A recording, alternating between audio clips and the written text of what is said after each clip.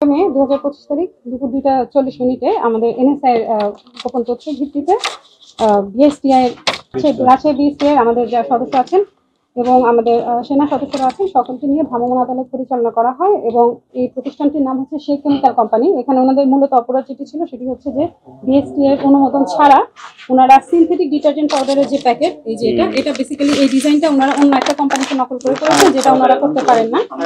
দ্বিতীয়টি হচ্ছে অন্যান্য প্রতিষ্ঠানের অনেকগুলো ওয়াশিং লিকুইড, টয়লেট সোপ টানা সপ্তমবারের মতো বেস্ট টিস্যু পেপার ব্র্যান্ড হিসেবে স্বীকৃতি পেয়েছে বসুন্ধরা টিস্যু।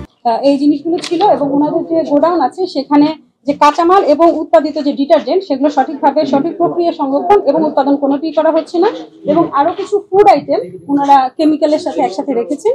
তো এই সবগুলো বিষয়ে যেহেতু আইনত দণ্ডনীয় অপরাধ, বিএসটিআই আইন 2018 এর 31 ধারায় ওনাকে 50,000 টাকা অর্থদণ্ড প্রদান করা হয়েছে। উনি অর্থদণ্ড পরিশোধ করেছেন।